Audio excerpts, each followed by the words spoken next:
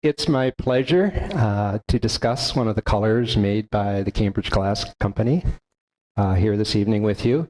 Whenever I make a presentation, I think it's important that I give credit. In my professional life, that's my graduate students. I'm a professor at the University of Minnesota, and I do have the luxury at this point of speaking around the world quite a bit, and I always say that we've got a great system in education. The graduate students do the work, and then we get to go around the world and talk about it. It's just a wonderful system. And for me, it's been about a 25-year journey for me now with this club. It's just brought tremendous joy to my life. I can't tell you how much this club means to me and all of you, and getting to know you and interacting with you.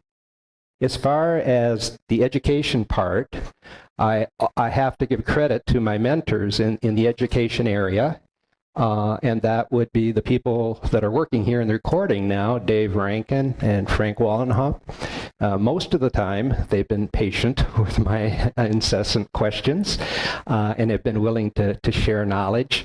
Of course, Mark Nye, his incredible documentation over time.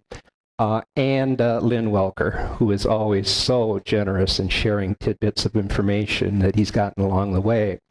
Now, as far as information, we have to be careful because we do have stories from workers, and that can add a lot of color and interest to, well, certainly the storyline. But I think all of us know that, we try to remember something, and, I could swear it was somewhat different than that. So just relying on the memory of workers probably doesn't give us 100% accuracy. Also, there's been a lot of effort to look at the trade journals over time. But those trade journals, of course, were written by, the material was often written by journalists. So they saw a color, and it might not have actually been the color named used by the Cambridge Glass Company. So we tried to have very accurate information that came from the factory whenever possible. I'm so pleased tonight to see our first president of NCC here, Charlie Upton. It was just wonderful to see you here. You look wonderful, and it's good to have you back, our first president of NCC. So welcome here this evening. Well, the color that we've got here tonight, it is Carmen. It's a beautiful, beautiful color. I think most of you would agree with me on that. You might believe that I'm a major Carmen collector. No, not a single piece of this glass is mine. Not a single piece.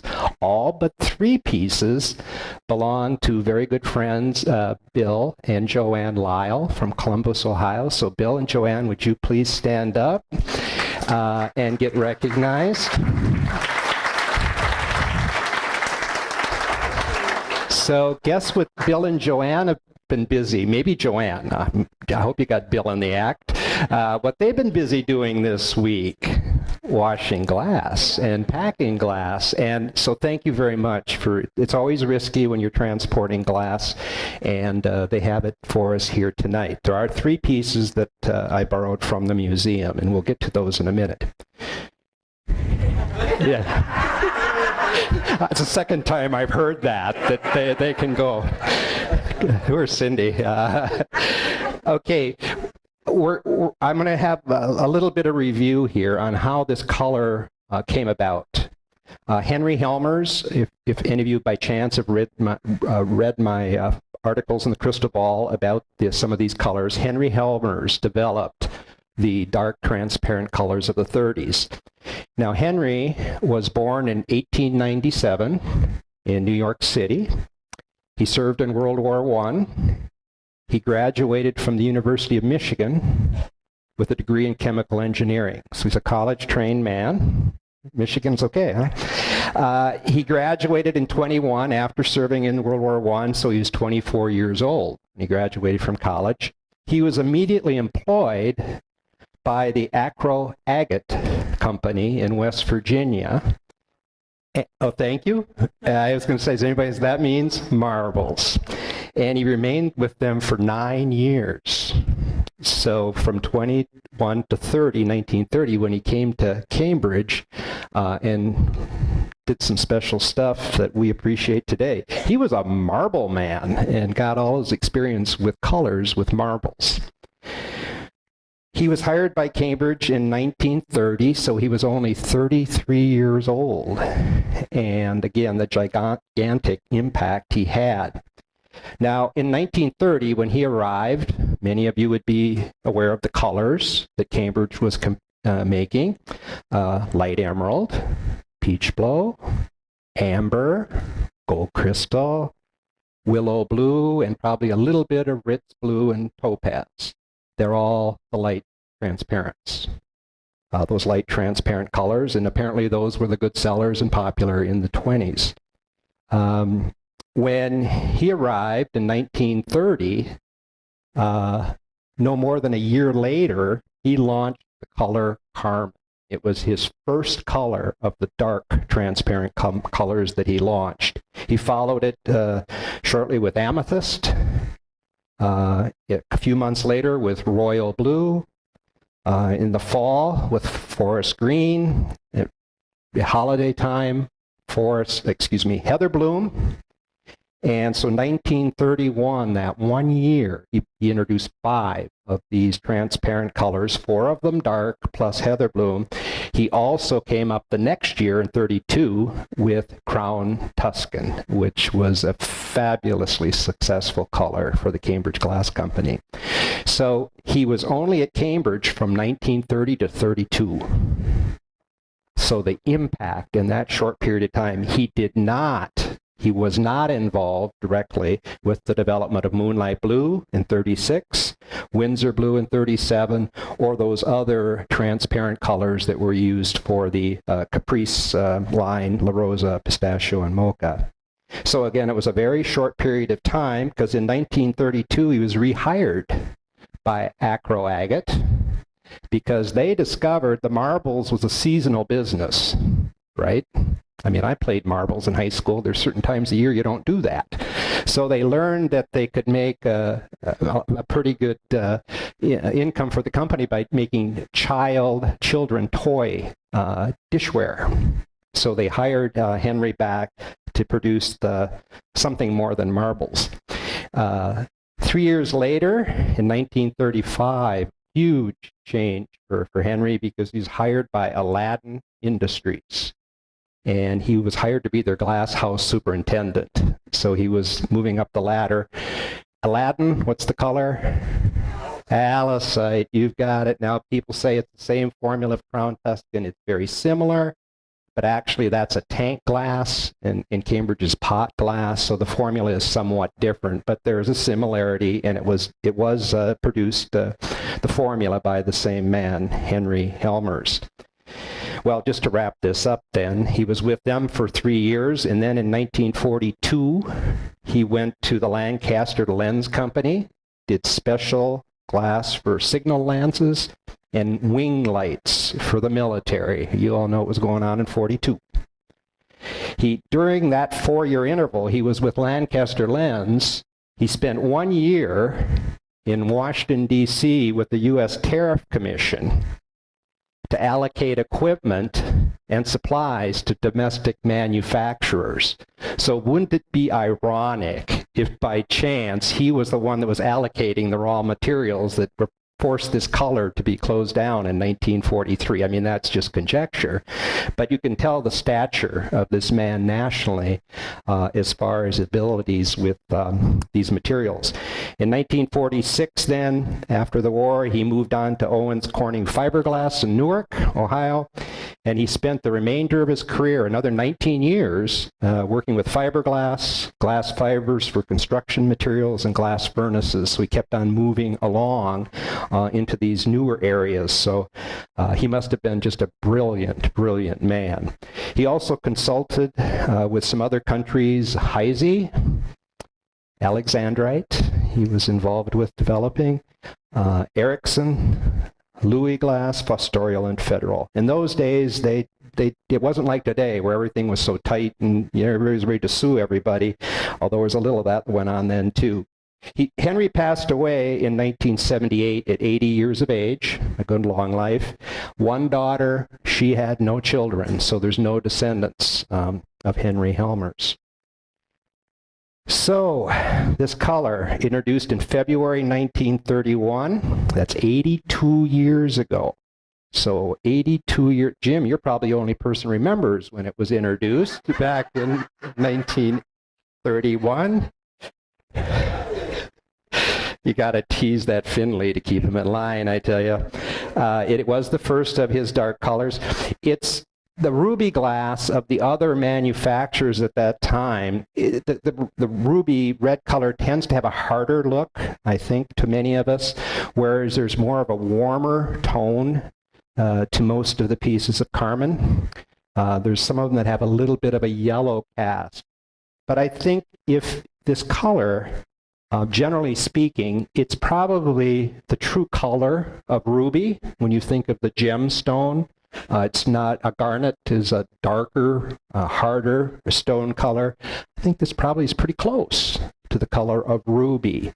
And so I do think it's a precious ruby colored glass that we have for the Cambridge collectors.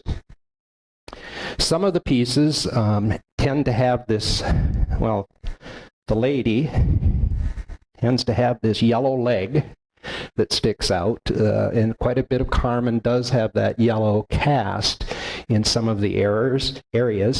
I believe that our speakers tomorrow, there's a presentation on refiring glass. All of this glass needed to be refired. It didn't come out of the mold red. It came out another color, and we'll find out tomorrow what color that was. And it needed to go back in and get refired to bring out this color. The initial production period, which is all of the items from here over, all of these were made prior to 1943. It was a 12-year period of time Carmen was made. Royal Blue, it was brought back. We'll get to that in 1950. Royal Blue was never brought back. So if you have a nude stem Royal Blue, you know it's from prior to 1943. Throughout its production, Carmen, the cost was 50 to 100% higher than all the other colors that they were making at that time. If you go back to the price list, the price was always 50 to twice, in other words, the price for the Carmen. It must not have stopped the people too much, huh? Because there is quite a bit of Carmen out relative to the forest green and to the royal blue and the other colors. Now, I heard many early conventions that you needed gold to make ruby glass. There's no gold in this formula. This was sold at department stores, in jewelry stores. It was high quality glass, but it was really meant for the middle class, for better occasions. So there's no gold in this formula. And again, I think the group tomorrow will be talking about that. The primary coloring agent is selenium. And a breakthrough as far as this ability to refire the glass and have it come out look this good. Now, so why was the price so expensive?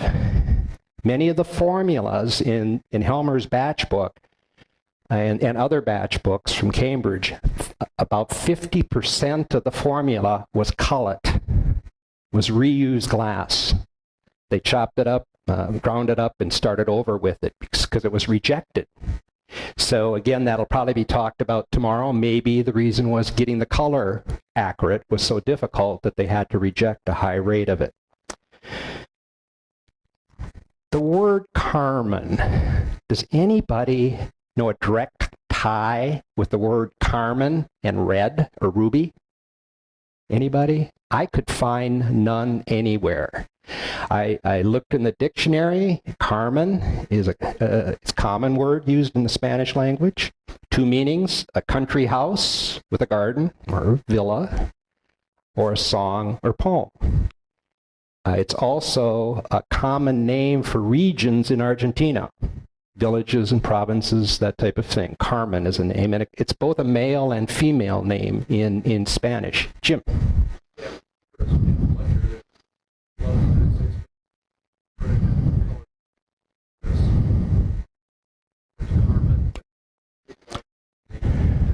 Okay, so we've got a suggestion here. Perhaps the Postal Service in the U.S. had some use of the word Carmen to signify red. Okay, thank you. That could be a lead. When I think of Carmen, it was like I think of some female singers like Carmen Miranda, a popular Brazilian singer in the 40s and 50s. Jim must vividly remember Carmen Miranda. Carmen McRae, right? An American jazz singer originally from Jamaica.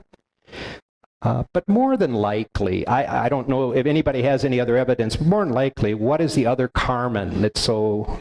The opera. It's constantly being revived. It was written by a Frenchman in 1875. It's about a Spanish. The scene is in Spain. Carmen is a passionate gypsy.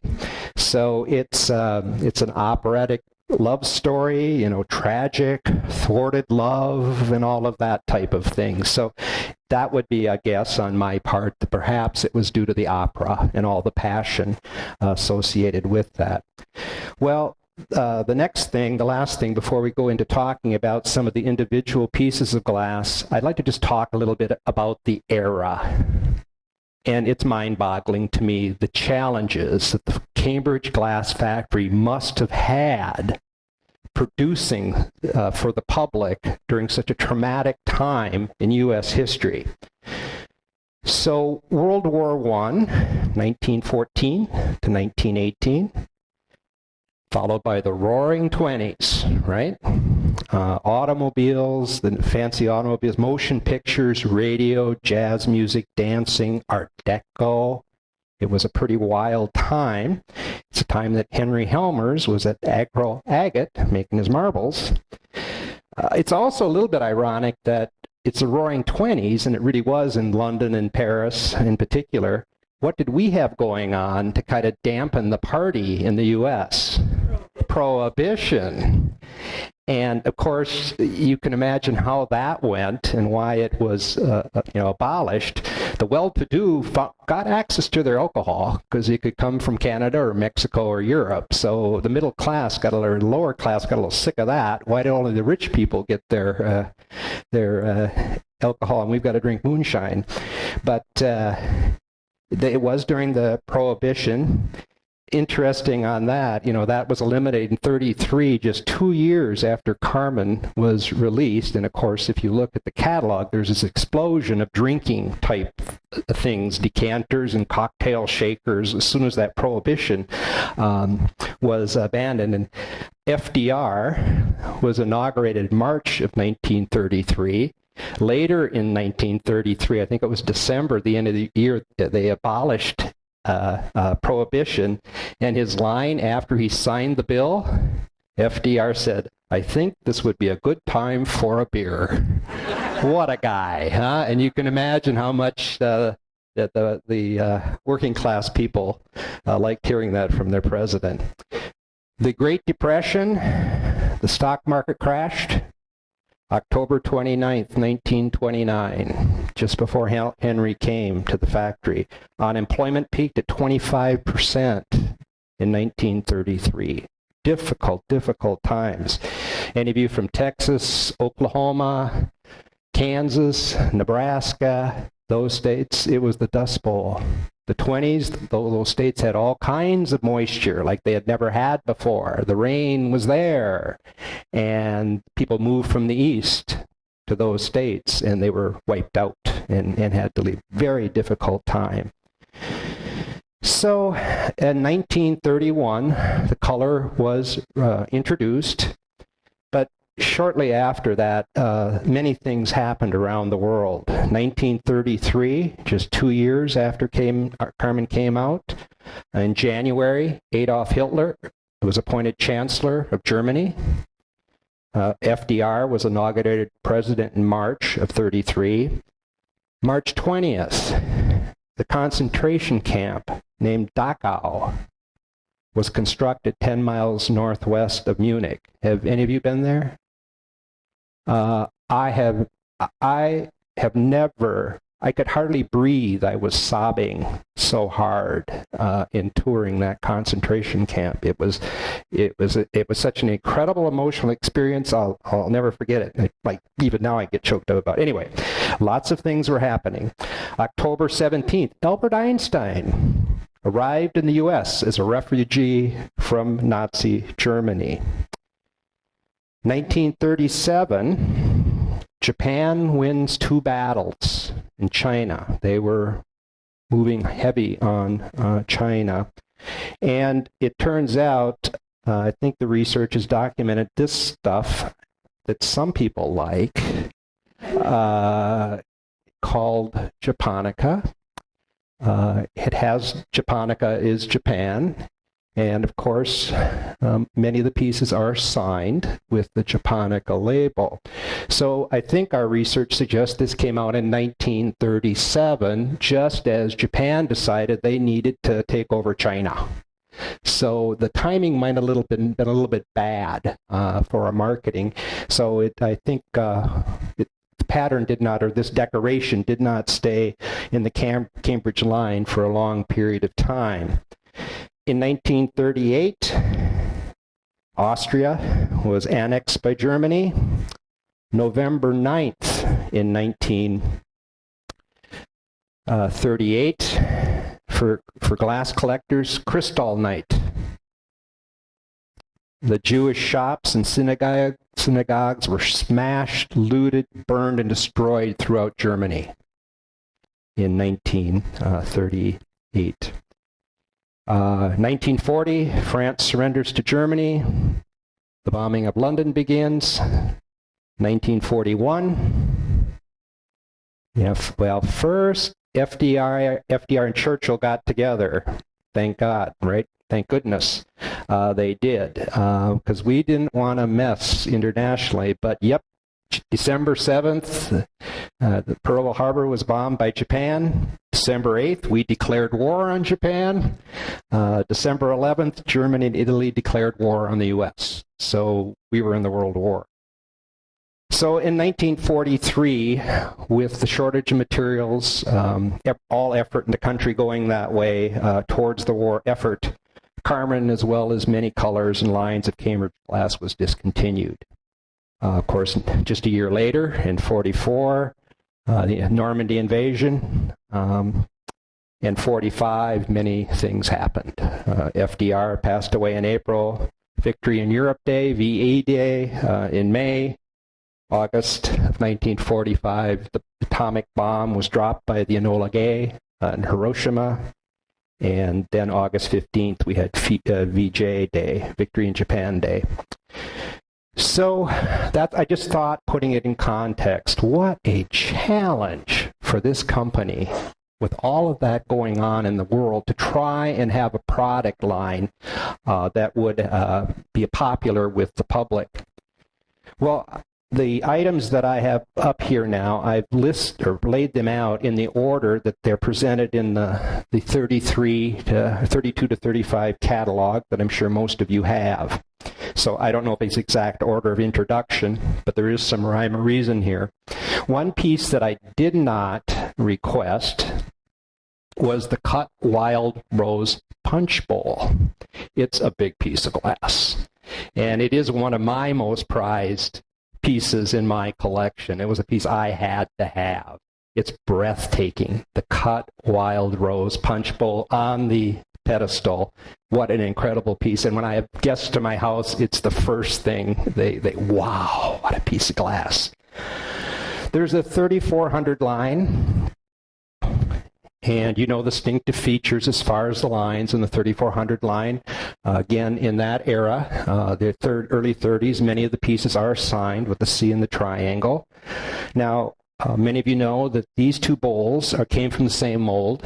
They were just treated different with equipment. Once the glass came out of the molds, there were tools. So this is a bowl sometimes called the napkin bowl. This is just a lovely little piece, isn't it?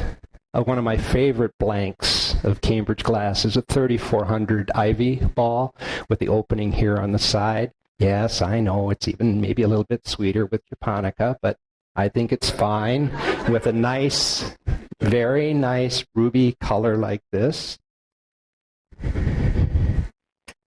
This line, what do you care to call it? You kind of have your pick. I think at the time Carmen was produced, this was probably Martha Washington, but Cambridge had 4 names for this line. See the design in the glass. It was introduced first as Centennial, then they called it Victorian, then Martha Washington, and in later years, Heirloom. Everglades. Wow. Spectacular in Carmen, isn't it? Just spectacular. It's nice in other colors, but Carmen, I think this mold is perfect for bringing out the warmth of the Carmen color. The keyhole vases, there are many. Of course, you all need to make sure you take the time and look at the Ken and Jane Filippini's display in the window in the Galleria. They've got a beautiful covered urn in that display. Thank you, Kenny and Jane, for sharing your collection with us also. The nude stems, again, were first introduced in the early 30s. Extensive line. The ivy ball. The very, very common V cocktail. I'm being sarcastic. The saucer champagne. Later years, they called it a sherbet. And the Flying Lady Bowl, which is also part of the statuesque line. And I know there are many, many nude statuesque or nude stem collectors. They want this bowl to go with it. And of all the colors, it seems like the Carmen is the one that tends to be most desirable with collectors. Then the Mount Vernon. To me, of all the colors of Mount Vernon, the Carmen, again, is perhaps the most spectacular with the warm tones that are included in it. A couple examples here, the covered candy as well. Again, just a gorgeous red color. Definitely red, but with a bit of warmth. Now, I don't know on this one if you'll be able to see. You can see the stem is 1066. The Aurora is another name. Can you see that it's got etching? It's difficult. And Breton etching. And then you see Rosalie. It's Breton is this etching. There's also some Rosalie. It doesn't show up very well, and that was something Joanne said right away. You know, it's a beautiful piece in the case, but you got to get close to see the etching on it. I love this piece. The Tally Ho line, 1402. What a spectacular vase. What a deco look. Is stacked there on the bottom. Gorgeous piece of glass. The Tally Ho decanter. Okay. Then the extensive use was used of the 3500 line in Carmen. Another, I think, excellent line, blank, for Carmen. This also called Gadroon. This is the smaller of the two urn vases.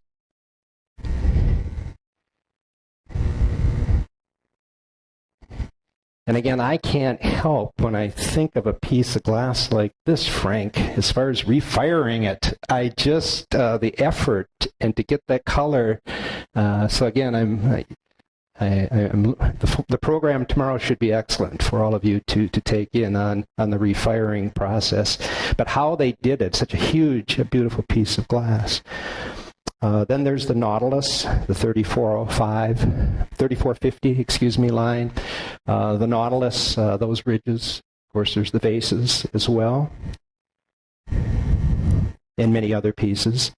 The seashell, I also think of all of the seashell, Mike Strebler might disagree with me, but I think the Carmen is one of the most spectacular colors, and I think this is one of the most popular pieces of seashell there is in my years in the glass business. This is perhaps the hottest seller of the seashell pieces, this particular seashell vase. Pressed rose point. The bowl, of course, is Carmen with the pressed rose point design on the foot to match the etched. And then this one is a little harder for me, and I checked the references in the crystal ball and books as far as when this was really produced, because there's not a lot of the twisted optic. So it would have been sometime during the 30s, I assume, based on the pieces that do appear. Well, for this program, I thought it was important to emphasize the bulk of the Carmen production, which is what we have here without decoration. Now, a lot of us that are a little more advanced and have been at this for a while aren't kids anymore. We tend to get all excited about this stuff that they didn't make very much of. So it's hard to find because, number one, it probably was too expensive at the time for the public, or it just didn't sell well. You know, it wasn't that appealing. So this Japonica stuff, it was very short term. So it must not have been a major profit generator for the company. Likewise with the gold decorations. Now we've got 3 pieces here in the tally-ho. This gold lace, this is not etched and then encrusted. It's applied, fired on, of course. Gorgeous decoration. Not that easy to find. Isn't this a little cutie? The tally-ho mug with the mint gold decoration. So it's eye-popping. There's no question about it. It's gorgeous, but not much of it out there. And the silver overlay, I would expect, like most of the, I think maybe all of the silver overlay was done by another company. And this is a nice piece, and some other company took the blank and then applied the silver electronically. Post-production by Cambridge. So the Japonica vase is one of the pieces that came from the museum. Now, there's a pair here that I bet a few of you wouldn't mind having in your collection. And they're a matching identical pair. These have tremendous personal meaning to me because they were donated to the museum. I made the delivery from Minnesota from a very dear friend, Elizabeth Moe.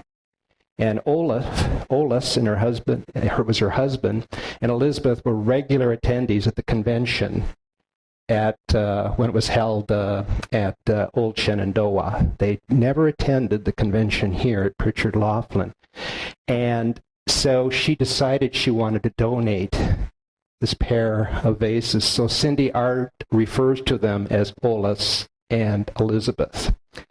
Now, Elizabeth just passed away this past year and had the pleasure of being with her family at the memorial service. Just a wonderful, wonderful person, and what a terrific donation to the museum. Something so spectacular by Elizabeth Moe.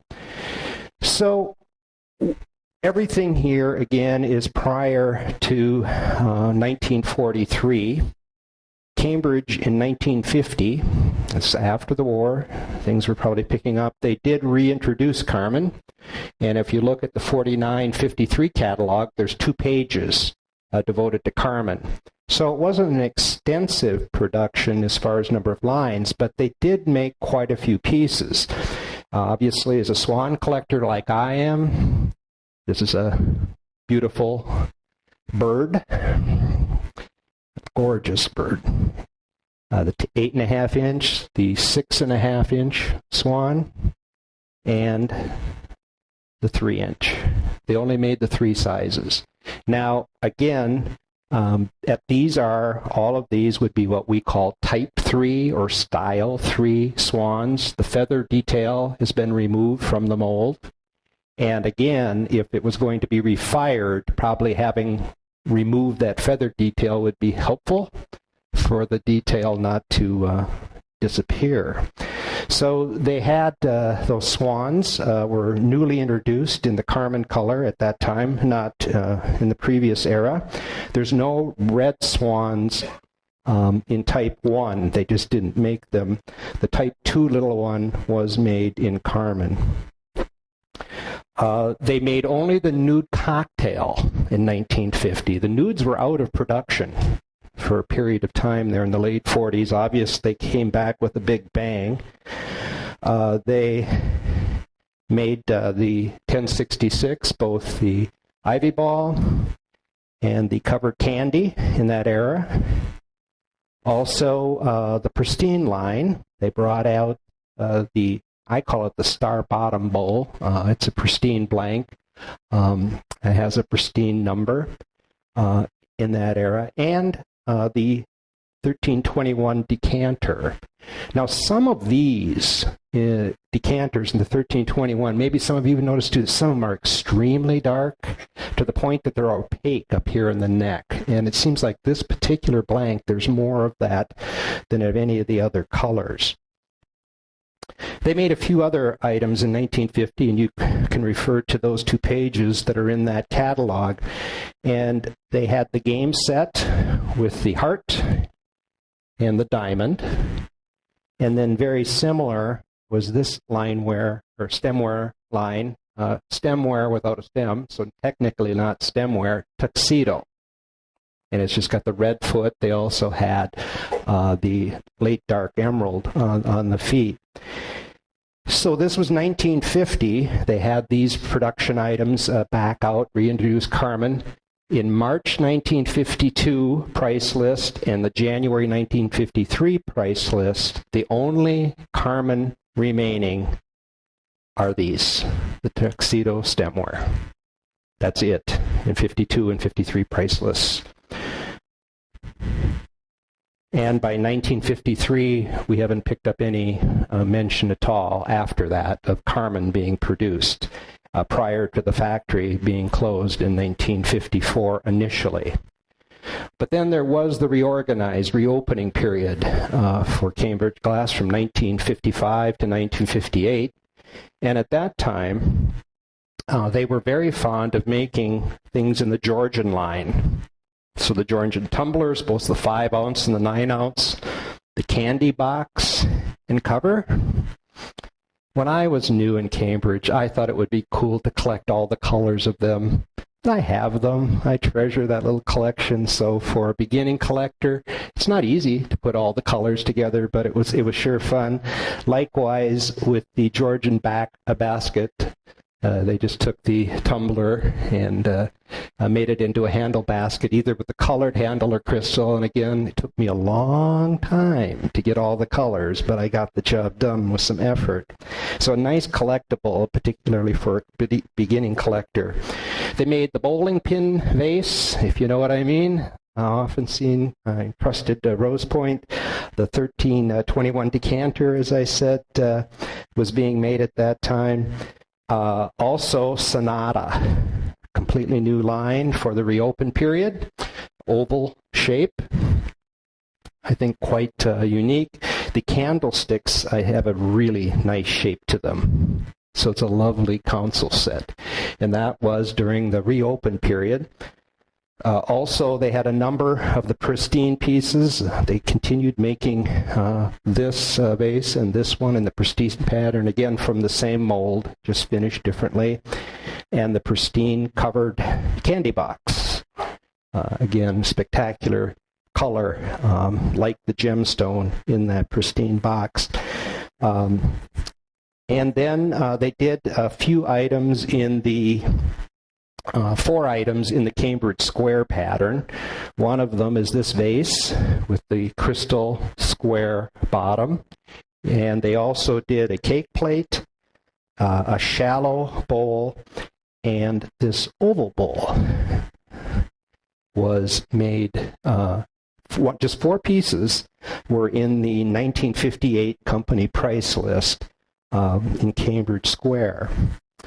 Well, the factory did close then the final time in 1958, but was that the end of Cambridge molds and Carmen coming out of Cambridge molds? No, because Imperial, from July 1962 through 1963, used a number of the Cambridge molds. They made 2 Caprice items, and they're gorgeous. The Caprice pedestal comport, it's just a beautiful piece, and you would think it was Cambridge. It was Imperial, but I think it's gorgeous. Same formula, probably. Many of the same workers, certainly same mold. And also the 3-footed Caprice candy box is an Imperial production. Then they made 9 items from the Cambridge Square line in Carmen. Remember, I said Cambridge only made 4. The 9 that Imperial made, it appears, were all different than what Cambridge made, with one exception. So this particular piece is Imperial production. It's not in the 58 price list. It's not in any other, so almost certainly made by Imperial. Fine by me. Gorgeous piece of Cambridge Square in the Carmen color. This is the piece, number 48, the 10-inch oval bowl that both Cambridge made and Imperial. So I don't know. Lynn, do you have any idea on how I could tell the difference? A little bit on the bottom, how it's finished. Mm-hmm. So a professional probably could distinguish between the two. Okay. Mm-hmm. But that would be the only one from the Cambridge Square that there could really be confusion, because otherwise they were different pieces that were being made by the 2 companies. So that's my review on the Carmen color. I do hope that you plan to attend the educational programs tomorrow. We have Lynn and Martha Swearingen are speaking on candlelight. And as fun as Lynn and Martha are, I bet that'll be a romping good time tomorrow. So that should be a joy. And again, the presentation on the refired glass. So again, Bill and Joanne, thank you very much for sharing your collection with us.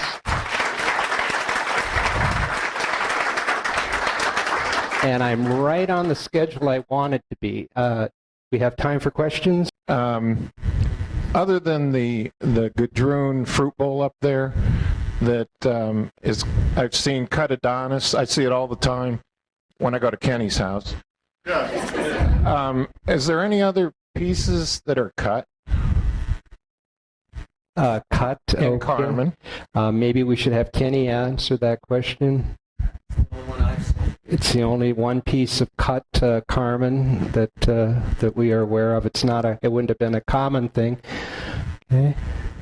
Again, on these gold decorations, I think some evidence about 1936 was the time period they were doing that gold encrusting in Portia and in Rose Point. Could not have been a very long production period, and that's why it's so scarce to find today.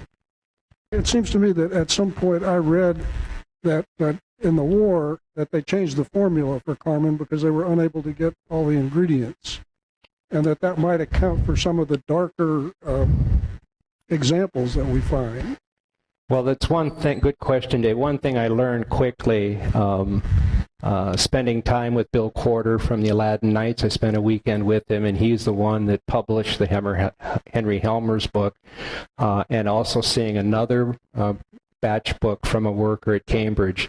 There isn't one formula for these like we tend to think there is. The materials, the availability, and the price of the materials, you could tweak it this way or that way and get the same thing.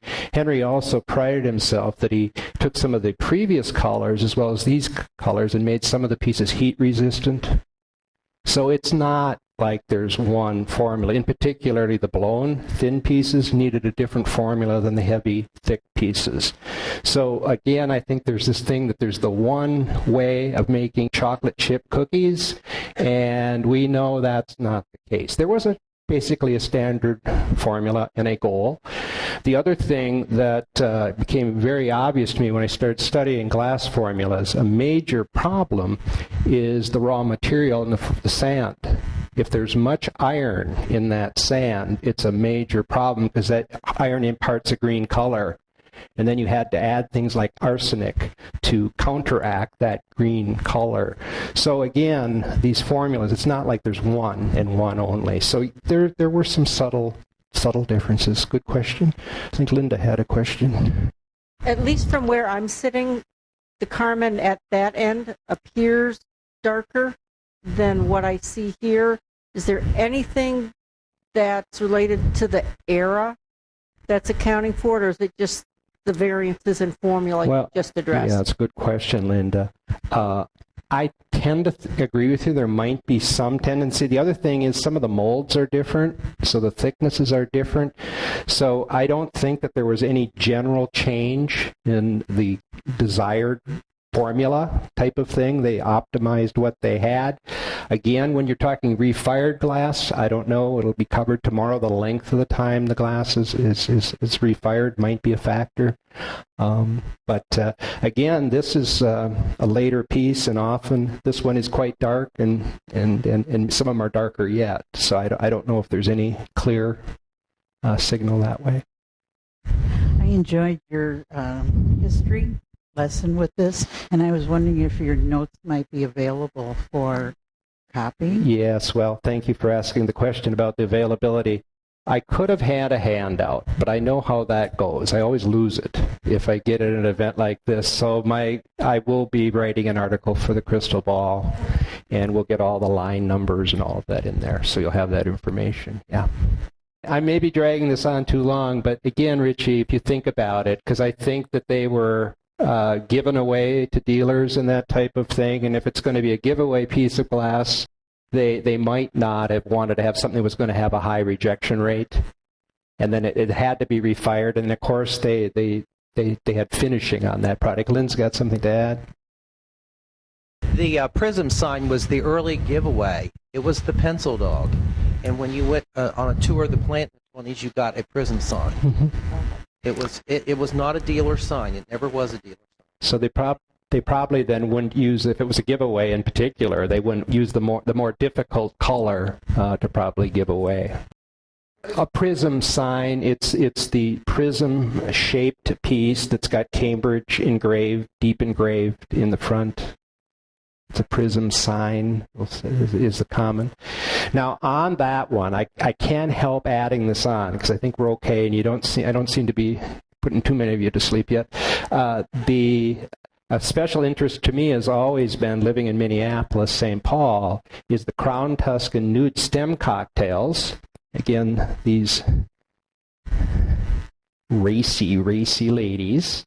The cocktails with the Crown Tuscan stems and the multicolored tops. I don't think there's anything in the way of company documentation. They certainly aren't in the price list. But there was a famous restaurant in Minneapolis called Charlie's Cafe Exceptional, and all of the important people that came to Minneapolis had to dine there. And it was open from the early 30s until the early 80s. And the people in Minneapolis say that Charlie's Cafe, if you purchased a cordial, a liqueur, you got to keep the glass. And so I have purchased many of the colored Crown Tuscan tops. I've sold so many of them here at the show over the years, and I think there's a chance a high percentage of them are coming from that route. And then the labels have said Charlie's Cafe cocktail when I bought them but not in Carmen, not very likely. If they were giving them away, or they were walking away with the patrons, or walking away with them, that they would have ordered many in Carmen at the higher cost, and it probably would be why that one's so difficult to find in Carmen. So I'm going to do some more research on that. It turns out Charlie's Cafe had a life-size nude nymph at the entry to the restaurant. So it's a nice tie that way. I need to do some more research on that and intend to follow up. And the nursing school nearby every year would dress her in a nurse's uniform on their graduation day. That is for sure a true story. The cocktail was a standard cocktail, not the V shape that you Oh showed. yes, thank you. Yeah. We don't have a it was the standard cocktail, not the V cocktail. Got everybody excited on that one, probably. Is there another hand up somewhere? Okay. Well, gosh, you've been a wonderful audience. Thank you so much. I enjoyed it.